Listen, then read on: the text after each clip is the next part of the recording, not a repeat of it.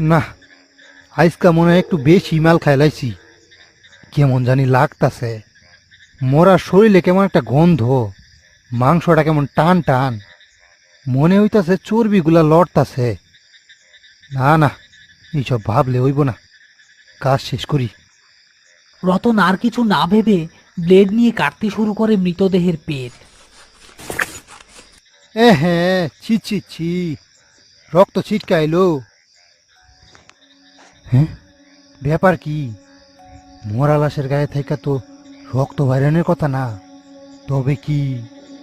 হঠাৎ বাইরে থেকে কারোর বেদনা সরে কান্নার আওয়াজ ভেসে আসতে লাগলো রুমের ভেতরে। রতন এবার বেশ ভয় পেয়ে গেল। কি ব্যাপার? এত রাইতে তো ইহানে কেউ থাকার কথা না, তাইলে কান্না করে কি? তাই তো, দেখা আসি। রতন বেশ ভয়ে ভয়ে ঘরের বাইরে এসে দাঁড়ায়, কিন্তু বাইরে এসে সে কাউকে দেখতে পেল না। না, এইখানে তো কেউ নাই, তাইলে কি ভুল শুনলাম? মা, মা গো, আমি বাঁচতে চাই, আমি বাঁচতে চাই মা, আমি বাঁচতে চাই। না, আমারে মাইরো না, মাইরো না আমারে, আমার কোনো দোষ নাই। সাইরা দাও আমারে, সাইরা দাও। আহ আহ আহ ঘরের ভেতর থেকে স্পষ্ট আকুতির শব্দ শুনতে পেয়ে ভয়ে তার হাত পা কাঁপতে শুরু করলো। কি ব্যাপার?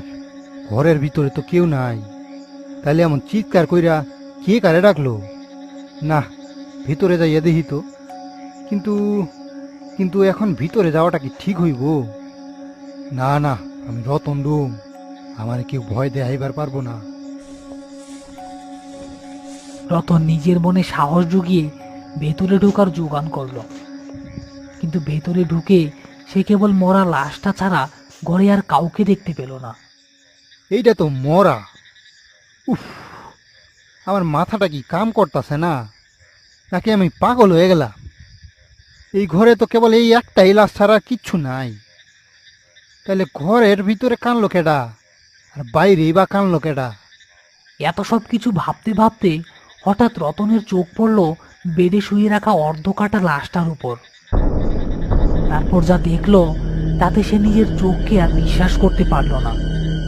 সে দেখলো মরা লাশটার জায়গায় তার খুব পরিচিত একজন শুয়ে আছে। তাকে সে চেনে। পেট তার অর্ধকাটা, বেরিয়ে এসেছে নারী ভুঁড়ি। রতন একটা চিৎকার দিয়ে লুটিয়ে পড়ল মাটিতে।